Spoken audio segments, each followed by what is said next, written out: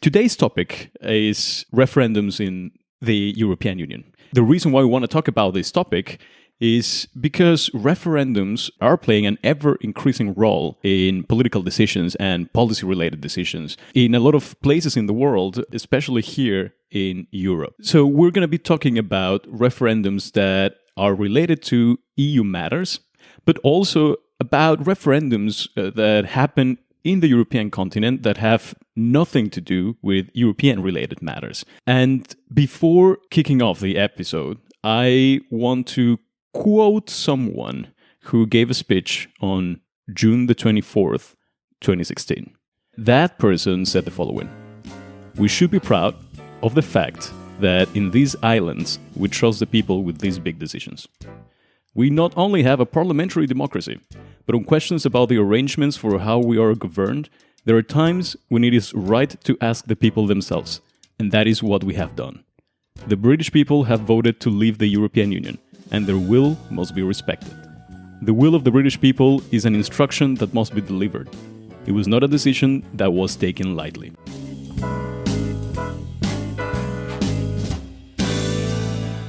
I wish Mr. Cameron had known back then that the second most searched question on Google after the poll stations closed on June the 23rd was, "What is the EU?" So UK citizens were just 100% sure that they may have perhaps made a terrible blunder, and they wanted to know exactly what they had gotten themselves into. In any case, we're not going to talk today about Brexit. I know a lot of you outside might be thinking about this because of the relevance and because of the importance, but this episode is not about that. This episode goes beyond that, and Brexit is just perhaps one of the most famous and recent examples of what a referendum is and the consequences that it may have, even if it's non-binding, as was the case with Brexit. The first question, therefore, that I would like to put on the table is, what exactly is a referendum, and please tell me, what is the plural of referendum? Because I keep saying referendums, and I'm not sure what it is. Well, I guess a referendum or a referenda. Is that the right plural? Yes, I think so. Okay. I think it's actually a Latin word. Ah, okay. And I looked it up, and it said, in the dictionary, it said referenda. All right. Well, I suppose that, I don't find that surprising that the origin of that word would trace back to Latin roots, because it's a form of direct democracy, right? I mean, it's where you have the entire population vote on a particular issue and the will of the people should prevail. No, actually, I have to correct myself, sorry. Okay. It says plural referendums. I gotta break it to you guys. Okay. Both are correct. Ah, I see. Referendums and referenda. Okay. Then I'm going to go for referendums because that sounds way more natural. Actually, it's both, yeah. I'm just checking it right now. I'm just going to go for referenda to, spicy it up a little bit. To sound smarter. It's like to sound more Latin. I'm referenda. Oh, yeah. But basically, it's where policy decisions are made by the public. They take a decision on a particular issue. Or they just ask to express their opinion. Or that. It could be take a decision, or it could be just advisory referendum. I agree. Referendums are part of something that we call direct democracy. Because in a representative democracy, like the one in which most of us live, people also express their opinions and they also make decisions by electing people to make those decisions for them. And in theory, those people should be reflecting the citizens' preferences and their will. The difference with the referendum is that you are giving citizens a tool so that they can directly vote on a specific topic and not do it indirectly through elected representatives. Exactly. I think it's also important to know that today, although the direct democracy sounds, you would say, natural, it's actually, I think, a system which is is nowhere implemented in the world. I think there are a couple of regions in Switzerland which are very directly democratically organized. But even in Switzerland, which is an example of direct democracy, it's actually a semi-direct democracy. I think that's a word. So because they also elect a parliament, they have a council, but then they're asked like 4 times a year on average to express their opinion. So it's like both elements. And that is because in a modern society, direct democracy is not realistic. I mean, it originated in Athens, where the men would get together and ponder issues and take a decision. And it was only the men. Exactly. And and the reason that they could do that, 30,000 people live there, So it was only the men, but the idea originated there that, the entire population, and I'm doing quotation marks here, they would be able to just discuss issues and come to a decision. But then, the average citizen has to work in today's society and has, obligations. I mean, it's not like the Greek men back in the day who could just sit around and think all day long. And, they had slaves and people do the work for them. So. Exactly. So only the man and only, I think, the nobles. I mean, within the man, I think there was even not even everybody could vote there. Yeah, of course. And then limits. it was a super small society compared to every modern society. True. But the point here is that the reason that we just don't simply have direct democracy is because in a modern society, it wouldn't work for all things. I mean, there's a limit to how many things you can be informed on and you can take a decision on. And that's why we have to entrust others to take those decisions for us. Exactly. And it's not only a matter of size, I know what you guys are thinking, but it's also about quality. And you can debate this, but there is also a theory out there that says that people who represent citizens, so elected politicians and public administrators, they should at least have some kind of expertise. So they should be the better version of ourselves, although, of course, we know they are oftentimes not that version. But in theory, they should be able to make informed decisions. They should be able to lead society down the better path. And that is why we also trust them with these choices. That is not necessarily the case, but we could all think about that one neighbor or that one friend or that one relative who would make an ill-informed decision if we were to allow him or her to decide on economic policy or foreign policy or whatever. That is also an additional reason why we have elected representatives who are making these choices, and also because we know that not everybody wants to be involved in politics all the time. In any case, referendums are a tool that governments can give to citizens. And here in the European Union, they are becoming, since the 2000s, a more common tool. The Brits voting on whether they should remain in the European Union, or the Irish voting on abortion rights, the Romanians voting on gay marriage, etc., etc. Within the European Union, even though at the European Union level there is no procedure for a referendum, there are certain instances in which EU member states can vote or hold a referendum to approve or disapprove certain choices that EU leaders make. Just in case you're wondering, there are different kinds of EU-related referendums that can be held. One is on membership, accession, or withdrawal, just like we saw on Brexit. You can have referendums on treaty revisions. So when the treaty on the function of the European Union needs to be revised, which has happened 6 times, all member states have to approve it, and then some of them might decide to hold a referendum to do that. You can also have policy-related referendums, such as the referendums that have been held by Denmark and Sweden, voting on whether they should adopt the euro or not, even though in theory they should be obliged to join the monetary union. And then you also have third country referendums on the topic of European integration, meaning that these are countries that are not members of the EU, but they are voting on something related to European integration. For instance, Switzerland voting on whether they should implement migration quotas or not, and that impacts directly the kind of agreements that the country has with the European Union at large. Since 1972, when the first EU-related referendum was held in France, and it was related to enlargement of the EU back then, there have been at least 60 EU-related referendums, and most of them are on membership. So whether a country should access the EU or whether it should leave the EU. But then it's mostly about, the big questions, the important questions. It makes sense, right? That the big questions should be asked to the citizens. But at the same time, those are the questions that are the farthest away from them. Absolutely, you're right. And I think this really poses a problem here. Most countries don't have a strong legacy of direct democracy. So they are basically asked to vote on these super big issues, also like France, when France actually rejected the EU constitution, and the Netherlands as well. They're asked every other year about these issues, and then of course they vote on that, and it's not really clear whether people are really voting on that topic or expressing their general will or the general discomfort with the current government in seat. And while my better counterexample is maybe Switzerland, again, where they are basically asked 4 times a year anyway. So they used to go to the ballot and cast their vote on whatever matter. And this could be like super tiny, unimportant stuff and could be super important stuff, but they're just known, they have this regular, like, that process. Yeah, and, it's part of their democratic tradition. Exactly. And I think, Victor, you made a good point here that actually people are asked about like the biggest questions, although it's not really clear whether they really have an informed opinion when it comes to these big questions, because it's very hard also to boil down like the consequences of Brexit or the consequences of declining the EU constitution in a yes or a no. All I'm saying is, if you ask me as a regular citizen, like, what is it that you have most knowledge about? That would be probably about the street I live on. So if you ask me, hey, what about garbage collection? I could tell you a lot of things that could be improved about that because I see that on a daily basis. If you ask me about the territorial limits of my country, I will have a strong opinion about that. That's for sure. But I will know very little about it.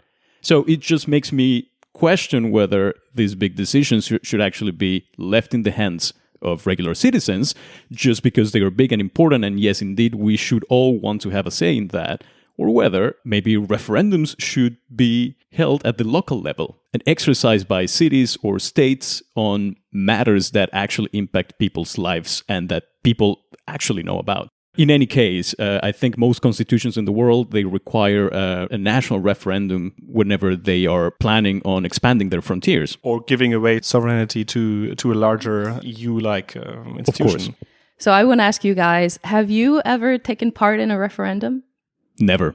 Never? Never. I have twice. Congrats. So Iceland has national referenda. Yes, it does. But let me tell you, we had 2 referendums, one in 2010 and one in 2011. And those were the first 2 that we had since 1944, when we actually, oh my God, what is it called again? Became a federal state? Yeah. Anyways, You're asking us about Iceland. Yeah. Well, we gained independence from Denmark. So Danish. we had a first referendum in 2010, and actually there were no laws about referendums in Iceland when that referendum took place. So they actually had to make some laws about how to conduct referendums in Iceland so that they could actually have the referendum. So I thought it would be an interesting case to tell you a little bit about my experience and what happened in Iceland, because I think that there are a lot of lessons that you can draw from that. So basically, the referendum was about the ice safe dispute. Have you heard of the ice safe dispute? No. Nope. No. Okay.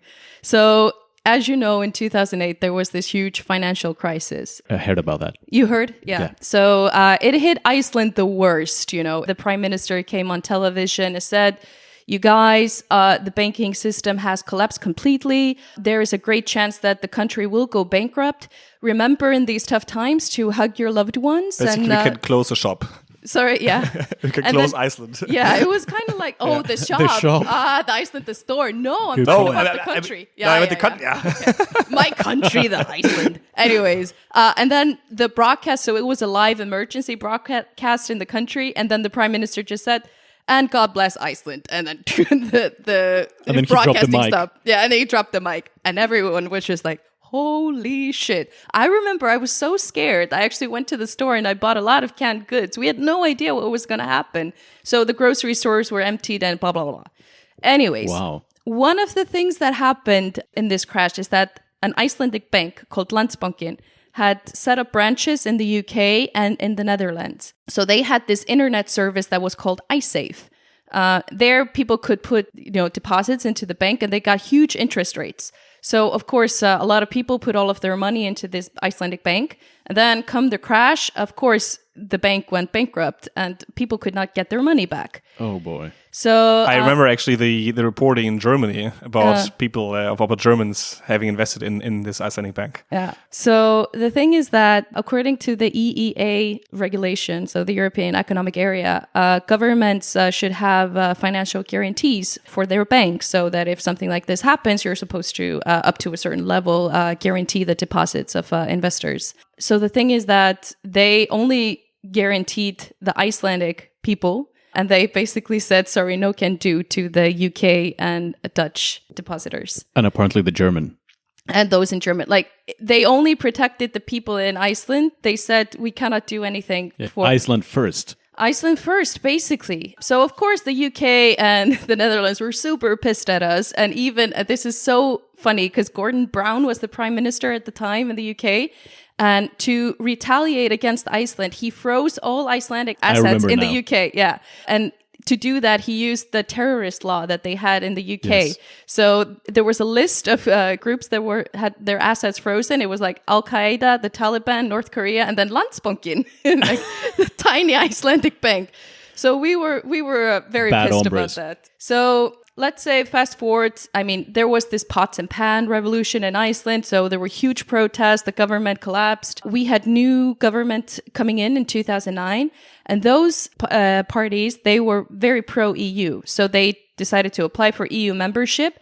And they decided to try to negotiate with the UK governments and the Dutch government. And then they came to a deal that was called I Say 1, which said that, we would guarantee those deposits up to a certain amount. The UK and Dutch government rejected this deal. They added that, we had to repay in full all of the deposits. So the Icelandic government at the time said, okay, fine, we'll do that. And then when it came to the president actually ratifying the law which would enable the government to reimburse the UK and Dutch government, because what I didn't mention before is that when we said no, we wouldn't repay those investors or those depositors, the UK and Dutch governments decided to do it themselves. And then they said, we've saved our people, so now you owe us a lot of money. So when it came to ratifying that law, the president decided not to sign the law and call for a referendum. And that was the first referendum in the country's history since its foundation, basically, in 1944. Oh, wow. And what were the results of that referendum? Okay, so the results were that we rejected the deal. And we gave a big fuck you to the UK. Yeah? How big was that fuck you? 98.10% said no. Oh my God. To paying them back. And the voter turnout was 62.7%. Ooh, that's a pretty big middle finger. It is a pretty big middle finger. But the thing is that I took part in this. So I had to make up my mind. Do we commit to our international obligations or honor our international obligations and pay them back, even though the country is completely bankrupt? And it would mean that, we would never be able to get out of the recession. The reason that the Icelandic government didn't want to reimburse them is not because they didn't want to, it's because the country was bankrupt. There was no money. So it would send, generations and generations into debt. So I had to make up my mind on this. And do you want to hear the question that I had to answer at 22 years old about this dispute? I'd love to. It's going to be a long one. Act number 1, 2010 provides for the amendment of Act number 96 of 2009. On the Minister of Finance authorization on behalf of the Treasury to guarantee loans from depositors and investors from the UK and Dutch to cover depositors at Landsbanki Ísland. Alþingi passed Act number 1, 2010, but the President refused confirmation. Should Law number 1, 2010 stay valid? You lost me the first time you mentioned Act. I still don't understand this question even. And I think at the time I had no idea what this dispute was about. For me, it was, will Iceland join the EU? Because, of course, the UK and Dutch, they said, we will block your entrance to the EU if you don't pay us back. And we had an emergency loan from the IMF coming in, and they said, well, if you don't pay them back, then we're not going to help you. So it was like, make Iceland bankrupt or not join the EU and not become bankrupt. So bankrupt joining or not bankrupt but basically not joining. That's how I made the decision. And I mean, I had no idea of what the EEA agreement at the time, what articles we were in violation of, blah, blah, blah, blah, blah. May I ask if you voted in favor or against? I don't remember for the first one. Oh my God. I think I may have voted against because it was so scary at the time. It just felt like, we're going to die. Do you feel that you Icelanders made the right choice? In retrospect, yes. Because then, they had to go back to the negotiating table with the UK and the Dutch. The result was a deal called I Save 3. We received some kind of compromise on this deal. There is a new law passed by the parliament on how to reimburse the UK and Dutch government. And the president refuses to sign again in 2011. So there's another referendum in 2011. In which you voted? In which I voted as well. That question is even more complicated at that time because they added all of the details into the question and everything. So somebody there needs to be trained on how to make questions. Yes. But yeah, and again, we rejected the law. It went before the EFTA court, which in 2013 ruled in our favor that we were not obliged to reimburse the UK and Dutch governments. But in the end, we realized Landsbanken had enough assets in the end. So we basically were able in the end to pay off most of it. It's very interesting because the feeling that I get from listening to you tell this story is that this question was extremely relevant for all of you. You were all in a state of panic at the time. This was meant to determine your future as a country and your lives as individuals. So you had to make an amazingly big effort to stay informed and vote accordingly. And it sounds to me, from what you tell me, that you managed to overcome an extremely and perhaps unnecessarily complicated question. So you were able to see through distill the essence of what was on the table, and then vote with a clear conscience and be satisfied with what you did, even if you don't remember exactly what you voted for. The second one, I voted for the I-Save3 deal, because that by that time I was thinking, okay, we have to be a trusted entity in the international community. And if we ever want to join the EU, we have to see that we would honor our obligations. But yes, I mean, those questions were so complicated, and most people, I still don't fully understand the dispute, but Right. I'm just thinking like whether people are actually able in general to see through what they have on the ballot. There are so many factors out there that probably play a role on how you make a choice. But when it comes to referendums, I think it matters a lot how you phrase the question or the sentence. I do agree with that to an extent, but I was thinking here, because the question is so complicated and explains all of the details, but when I entered that voting booth, I had already decided what I was going to vote for. So I just had to make sure to tick the right yes or no box that reflected what my feeling was. And I was wondering, does it matter that much how the question is phrased? In terms of not misunderstanding it, but would somebody change their mind or be affected in the voting booth just because how the question is phrased? Or have they already, based on their gut feeling and, all of these factors, made up their mind? I mean, if you already go into the booth with a decision in mind, you just have to do what you did, which is look for, the option that you want to vote for. But I'm rather wondering about all the people who have not made up their minds yet, and who are there, or maybe just go out and vote and they don't even know what they're voting for. Though I would argue that most people that go to the referendum, they most likely know what's about, So they heard of this deal, like do Iceland should pay or not pay. They have some general idea. They might also have read the question maybe beforehand in the newspaper. So I think my point is maybe the exact wording, I'm not sure how much this matter in the end. The question is really rather, what alternatives do you offer, or what is the question really about? So I think in the Icelandic case, it might have been quite clear, but often you have connected questions, for example. And you had this example in one of the former episodes of our podcast with Macedonia. Exactly, where you basically put together two things. And this is, of course, a problematic thing, because once you say no or yes to that question, basically you reject both options and not only one. So you bundle the issues. And then my second point is also the yes-no issue. And I think Brexit is maybe a perfect example where basically we see currently in politics, we have those people that want to remain. You have the hard Brexiteers and the soft Brexiteers.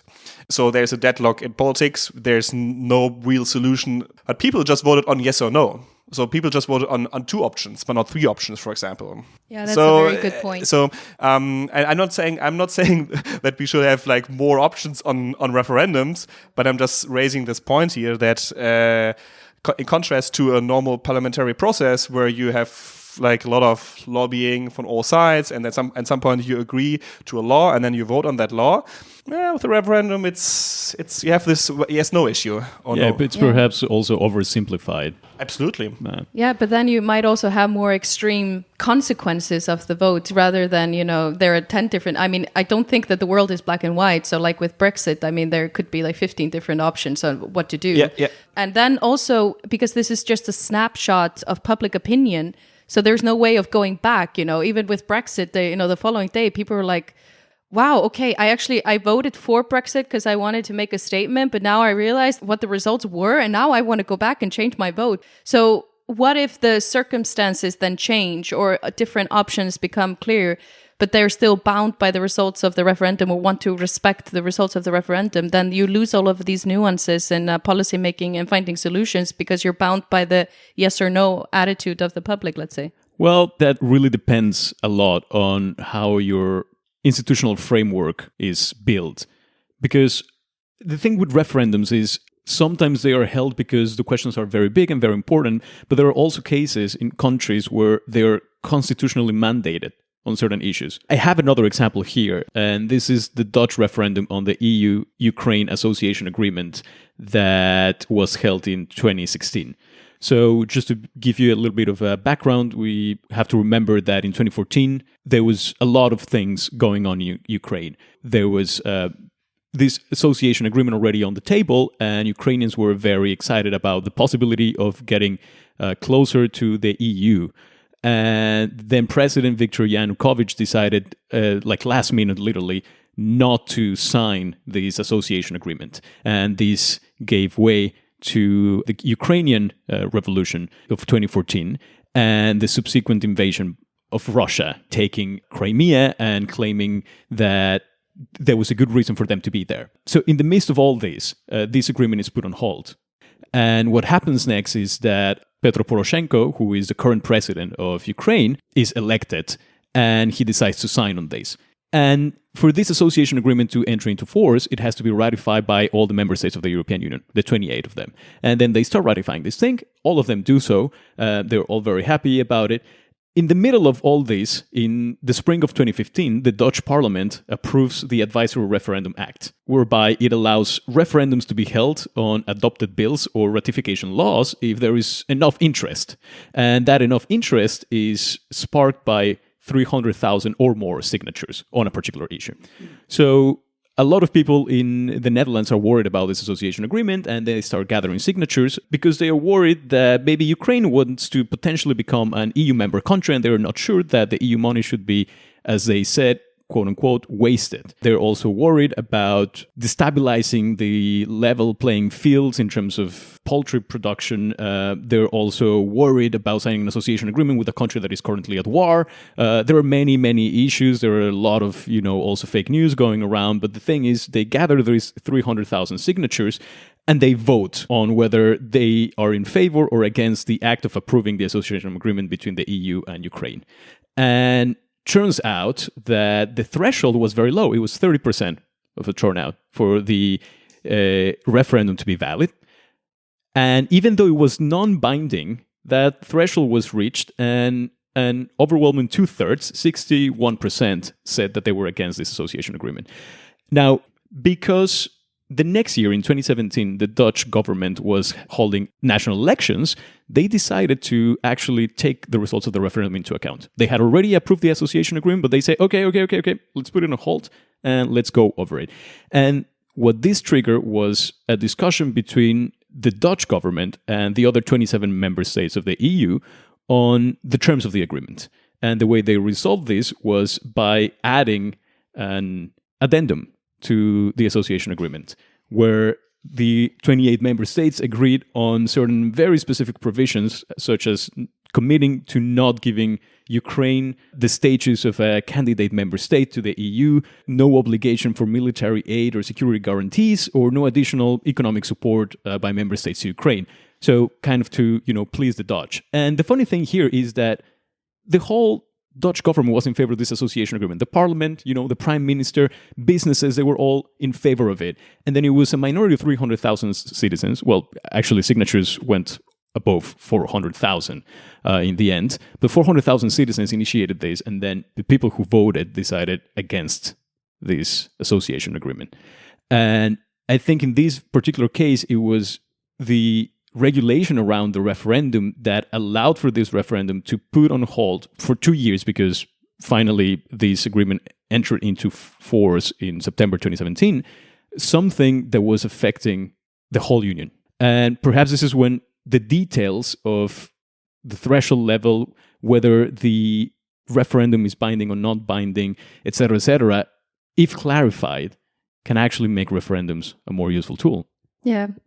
I think that the lack of clarity about what referendums mean and how we should react to them could definitely, I mean, in my country at least, I mean, we had no clue. And I mean, I find it shocking that there is, for example, within the EU, you said that there is no regulation about how... Well, there is no procedure for a referendum at the EU level. At the EU level. Yeah, okay. because it's probably it's national sovereignty. No, but then... Although you have the citizen initiative. So if you gather 1 million signatures, Yeah. you can actually call for the commission to do something on a certain issue, but it's not a referendum. I would still argue that the point you're making here is, or the example you're giving here is an interesting case, because I think this highlights in an interesting way how referendum really poses a problem, but also are a good way to incorporate citizen in the policy-making process. Of course, because this... It was not called by a prime minister, like in the Brexit case, who just wanted to get more political support or to make a situation clear for him, but actually 300,000 people signed that. But then, of course, this is like an international treaty, so how are you treating the treaty, basically, then further on? If one member state is blocking that, I mean, it's especially if it's done by a popular vote. Although there is a provision in the Dutch law that citizens cannot request a referendum on matters they committed to under international law or international agreements. In this case, what they were rejecting was the ratification of their parliament of this particular association agreement before it entered into force. So they were allowed to do that. Once it has entered into force, like now the Dutch citizens could never be able to actually pull out. So in practical terms, I think that the addendum does not change at all what the association agreement stands for, because it is about economics, it's about policy, it's about a tighter integration between the EU and Ukraine. But it did bring this agreement to a halt when Ukraine probably needed it the most. And there were a lot of factors there playing a strong role in the outcome. Like, I wonder whether the situation in Ukraine would be slightly different if this association agreement had entered into force a year before. So I'm just wondering, after this discussion that we have had, how you guys feel about referendums. For me, I think referendums are a necessary tool to have when it comes to these fundamental questions, because even though they are flawed in a way, and there are pros and cons to referendums, as with any form of governing, and democracy. And I think that just to create a consensus in society and sort of an acceptance of these fundamental changes being made, like entering the EU or not, if you would do that single-handedly by a single party, I'm afraid that, it could have dire societal consequences if it goes against the will of the people. So even though human beings are flawed and they vote with their feelings and they don't always understand all of the details of what they're voting on, I think maybe having people accept and being okay with the outcomes and these constitutional things is more important than, what actually are the consequences. Because the other way around, it could be dire. But for me, I think that when the robots take over and we can just have AI run things through an algorithm, maybe that would be even better. I don't know. Because humans are very bad at this kind of decision making, and it's hard to counter feelings with facts. So you can take Brexit, for example. I mean, I doubt an AI would have voted this way. And this is why, in general, I agree with you, Harpa, but this is why I would add some safeguards to referenda. We have to make sure that certain standards are there in place. We have to be sure that a significant amount of people turn up, cast their vote. We need maybe a majority of 55% or 60%, and not like the Brexit 52%, which is it's too little of a difference. It could be just a random error. Basically, next day it's the other way around. So this is not enough. The Swiss, for example, have an interesting double majority system where not only the majority of people have to say yes, but also the majority of cantons, of regions. Mm-hmm. So UK is not very federal, but you could also think about like districts. All of districts have to majority of districts have to agree to that. And yes, if these things are in place, we could still use this tool. Although I am also maybe coming from my German background, in general, not a big fan of referenda, and also like to stress the point that maybe we have other tools which go beyond referenda that are in the end more participatory and more effective instead of using that referendum type, because you said, yes, they solve political division, but they can also create political division. So sometimes, yes, you need a referendum to basically say, no, we solve this issue for once and for all. And actually Cameron thought that with Brexit, but actually what happened is he actually created more political division by this referendum. I like what you're saying, because then it means that the referendum is just, again, a tool within a toolbox that should probably be bigger, and it should bring to the table like other things like citizen dialogues and exactly things also at the local level. If we use the referendum as a tool, I think it has to be also made sure that it is used in a procedural way, like the Swiss do. And in other cases, when, for example, the EU wants to join, a country wants to join the EU, of course, ask the people. That makes sense. But we are also seeing a lot of times in Greece, for example, but also in the UK, that politicians just start a referendum for their own political reasons, to get more power, basically, and also in Italy, for example, with the election reform. Sometimes this is just used to strengthen their own position, and the end doesn't work often. Like often it actually does not work. Sometimes it does work, and then I think it's a problematic tool, because then populistic governments use populistic referendum to strengthen their own position. And I mean, we have seen this in democracies. We have seen this in, of course, in dictatorships, not only in the Nazi Germany, but also in other dictatorships. Yeah. And for example, also in Germany, they did this often together. So they said, do you agree to this question? And do you vote for our own party? So basically, bundling of questions. Exactly. And then, of course, no one votes anyway, no, because of sanctions. I think, okay, use a referendum, but use it in a careful way and not in a political populistic way. Yeah, because I want to come back to the Swiss example and them having referendums so frequently, but I think it also matters on which kind of issues we do have a referendum. And you could make the argument that because of the direct democracy system in Switzerland, that they have had slower social progress than in other EU countries. So, for example, the right of women to vote, I mean, they only gained the vote in 1970, and even in the last canton in 1990, because, of course, the men are the ones that were voting in a referendum on whether women should get the right to vote. So they rejected the women's right to vote several times because, of course. Actually, it's 71 and 91. Just one. Oh, Lord. Okay. Yeah, sorry. Close. One year. Anyways, I think that referendum, the problem with direct democracy is the tyranny of the majority. And that's why we changed our system to have representative democracy as well. So I think on issues that relate to the rights of minorities, there it can be quite problematic to have referendums, because if you're voting on the rights of immigrants, let's say in your country, equal rights of foreigners, or in the case of Swiss government women, of course, migrants don't have the right to vote, and then the women didn't have the right to vote. So just saying, there does not always have to be a direct correlation between how many referendums you have and how much direct democracy you have and the state of democracy in your country. Because indeed, Switzerland is not number one in terms of democracy in the world. They rank high in the top 10 usually, but there's not necessarily a correlation between referendums, direct democracy, and the state of democracy and equal rights, let's say, in a country. In my case, I just fear that referendums are a way of putting a number to something and then making choices based on that number. And then there are a lot of things that get lost. So there is very little discussion. And I think like anything else in politics, you need to invest in that. You need to invest in your citizens, and you need to invest in them engaging in discussions so that they can actually make informed choices. And then whatever democratic system that you have, it's going to function better when you have engaged people. Yeah, I agree. All right. Okay. No, I'm just saying, I think that we wrapped up, right? Yeah, sure. I thought it was a nice conclusion. That's you why were, I didn't you were, want to ask, add you were asking anything. us about our opinion on the referendum. And we gave you the opinion. I agree. I think it's a good moment to wrap up. So thank you so much for the discussion today. Don't forget to follow us on Facebook, Twitter, and Instagram, where we are Partying all the time. Yes. Yeah, it was fun talking to you guys. And hope to be back in Brussels soon for another episode. It's much better when you're here.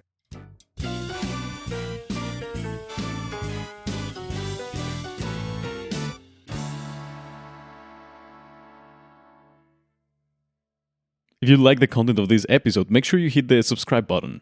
If you enjoy listening to EU Untangled, the best way to help it grow bigger, better, and greater is by sharing it with your friends and leaving us a review on iTunes or wherever you listen to your podcasts. For constant updates, you can also follow EU Untangled on Facebook, Twitter, and Instagram. And make sure you check out our awesome website, podworld.org/untangled. You'll find tons of interesting information in the show notes and a lot of cool links. See you next time. So, a round of fun facts now. Victor, go ahead. Well, the only fun fact that I have is that since the year 2000, Switzerland has held more than 50 referendums, and their success rate is 75%, which is impressive. Very well educated Swiss people. Success rate is 75%. Interesting. Yeah, I think they measure the success rate as the percentage of people who say yes. Oh, interesting. Or agree with the question or statement. Okay, interesting. Okay, I also have a fun fact on Switzerland. We already mentioned before this canton that gave the vote to right to women, actually local vote. So they got the federal vote in 1971, but to vote on local issues, they gave it to the women in 1991. So 20 years ago. Well, better late than never. Very late. But what they also do is they're still voting by hand. They I saw that on the square. They just read up a law and then show of hands. To choose the representative in the council of the state. Isn't that nice? So it's, I think, one of the rare example of direct democracy. I think it's an example of very efficient direct democracy. They're just like, show of hands, okay, law is passed. You know that I also read somewhere that there was a canton in Switzerland that until recently like a few years ago, gave the right to its citizens to vote on who would get Swiss citizenship. So foreigners would just come in, they would draw like a profile of the person, and then people would gather and they would be like, okay, who votes in favor of granting Swiss citizenship to this person? And then people would raise their hands. Oh, wow. This sounds weird, huh? And I also had read sometime, and I was trying to Google it just now to verify that this is true, but then I'll leave it up to our listeners to check out if this is true or not. But Swiss constitution actually bans absinthe. Like they had a referendum on banning absinthe? Yeah, the alcoholic drink absinthe. So it's an interesting fact. Okay. If it's true. Well, which is the opposite of fact, I know. Thanks for giving homework to our listeners, Sharps.